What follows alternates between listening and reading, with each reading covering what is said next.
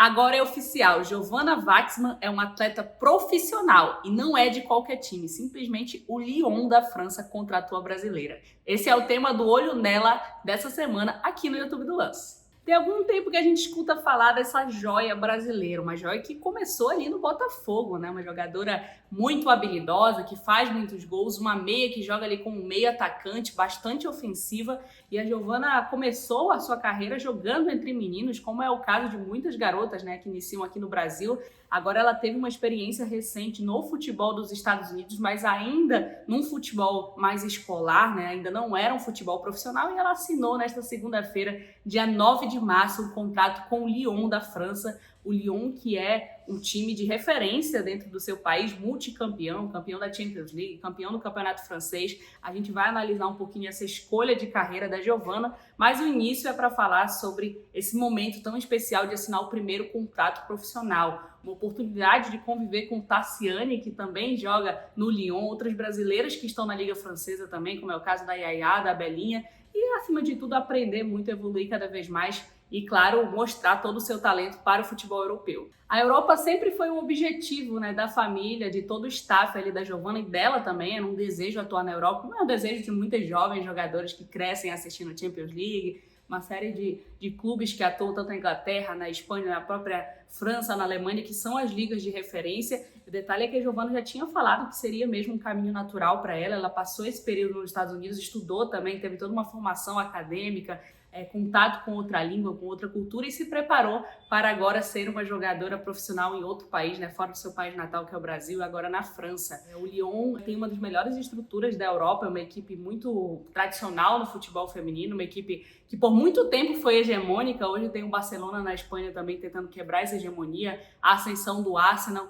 mas o fato é que o Lyon tem uma estrutura de primeira, né? O futebol feminino é tratado com muita seriedade dentro do clube. Mas como vocês já sabem, o nosso quadro aqui no Olho Nela é sobre seleção brasileira, e já tem muita gente trazendo esse debate nas redes sociais, se a Giovanna está pronta ou não para uma seleção principal. E eu vou trazer alguns pontos para a discussão. O primeiro é que ela sempre esteve, de certa forma, integrada ao time principal da seleção brasileira, né? Ela que participou da seleção sub-17, né? Enfim, tem uma trajetória já grande. Inclusive a contusão, né, que afastou dos campos, ela chega ao Lyon no período de recuperação, foi justamente na Copa do Mundo Sub-20, onde ela brilhou, fez jogos muito importantes, foi decisiva para o Brasil, marcou gols, acabou tendo uma contusão ali na etapa final. O Brasil ficou no 4º lugar, uma campanha histórica, né, chegou às semifinais, acabou perdendo para a campeã Coreia do Norte. Então a Giovanna, ela sempre foi muito integrada a essa seleção, não só a seleção de base como a principal. Ano passado, na Granja Comari, ela esteve com a seleção no momento de preparação antes da Copa América, em julho.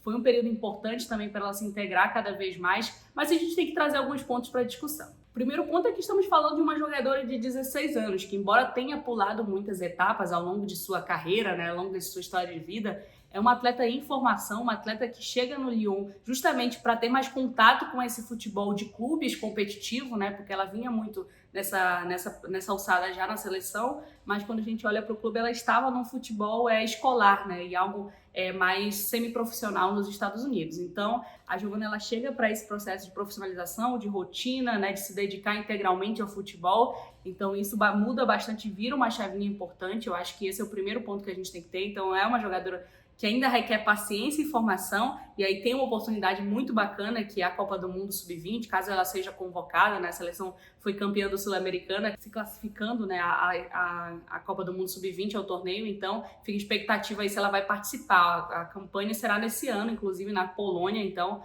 o Brasil pode ter a oportunidade de contar com a Giovanna como reforço para essa equipe Sub-20. Outro fator importante é o Arthur Elias, né? A gente que já conhece o Arthur Elias há um tempinho sabe que ele é um treinador bastante ousado, um treinador que gosta de um time ofensivo.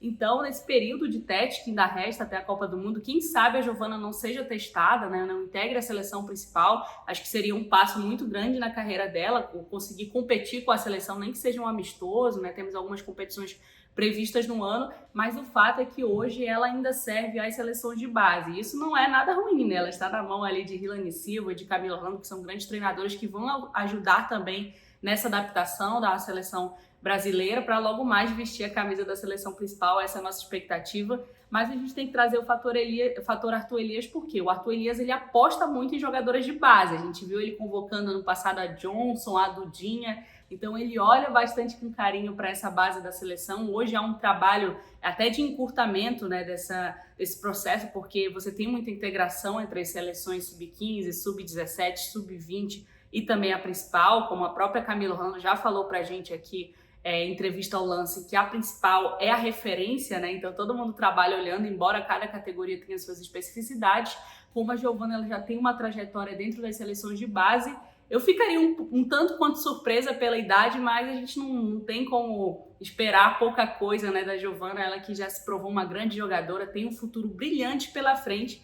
Então pode ser sim que ela pinte na principal, embora hoje eu vejo como mais possível participar das competições de base ainda. Para a gente falar dessa atleta, a gente tem que trazer alguns aspectos pessoais que eu acho que compõem, né, o que é ela dentro de campo. É uma jogadora que nasceu no Rio de Janeiro, gosta muito de praia, de churrasco, né? Tem toda essa brasilidade em si também, tem muito apoio familiar, então a família dela também se mudou para a França. Inclusive anunciaram ali no Instagram falando dessa mudança, né? Ficou a grande incógnita de qual seria o destino, que agora já foi sacramentado. Então ela tem muito apoio familiar, que a gente sabe que não é o padrão, né, de todas as atletas, mas é uma jogadora que tem essa rede de apoio e mais do que isso, tem muito foco, né? Se inspira bastante na Marta, no Messi. O Messi é a grande referência dela também dentro de campo. Isso mostra uma jogadora muito focada nos seus objetivos, né? Que treina muito, mesmo no período que ela estava ali entre a transferência do processo estudantil dos Estados Unidos para o futebol competitivo, ela manteve uma rotina de treinamentos, né? Então tem todo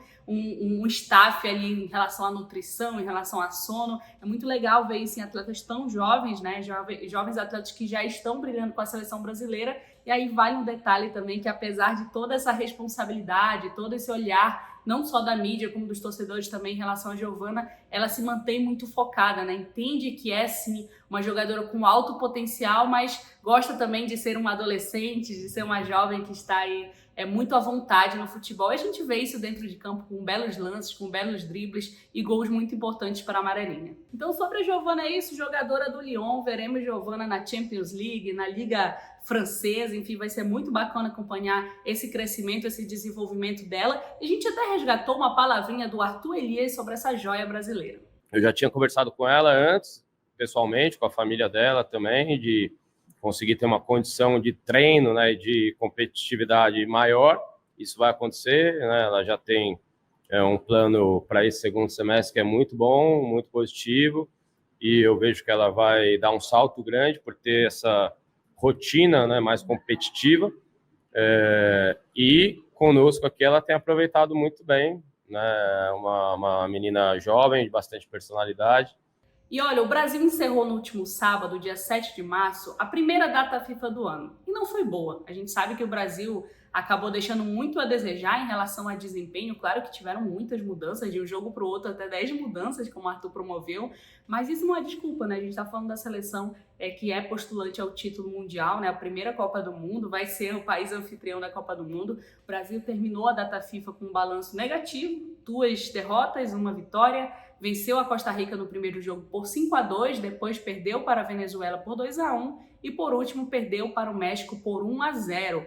Duelos importantes, a gente até fez uma análise lá, uma opinião, né, lá no Lance em relação a isso, como é importante se testar contra outras escolas. Eu acho que esse é a principal lição da data FIFA, né, que o Brasil precisa jogar mais contra equipes de outros continentes, né, de outras realidades, de outros momentos de desenvolvimento do futebol feminino, até porque a gente teve a Copa América no passado, a gente sabe que pelo menos a seleção principal, mas na base também a gente vê isso, há uma predominância, né? O Brasil consegue ser hegemônico ali quando a gente pensa em títulos sul-americanos e também está bastante acostumado a jogar contra europeias e próprios Estados Unidos aí, inclusive tem amistoso em junho contra os Estados Unidos aqui no Brasil. Então a gente vê que o Brasil ele acabou se acostumando muito, né, com aqueles adversários, e quando pegou adversários ali da América Central, com outro nível de jogo, outro nível de dificuldade, acabou tendo mais imprecisões ali, né, na tomada de decisões, não fez bons jogos, acabou tendo resultados ruins. Então esse foi o aprendizado, a importância desses amistosos, e a gente sabe que já é uma preparação para o FIFA Series, que será em Cuiabá em abril. Então fica a nossa expectativa aí para essa competição, um torneio importante para o calendário da seleção brasileira, e que a gente tenha um desempenho melhor do que teve nessa primeira data FIFA do ano. O Olho Nela dessa semana termina por aqui, uma análise sobre a Giovanna Watzmann. Também trouxemos rapidinho informações sobre a primeira data FIFA do ano. E se você gostou, já deixa seu like, seu comentário. Se você acha que ela já devia ter oportunidade na seleção principal, se você acha que não, tá tudo certo, com calma, é isso mesmo. Continue acompanhando no Lance os conteúdos sobre a seleção brasileira feminina. Até a próxima!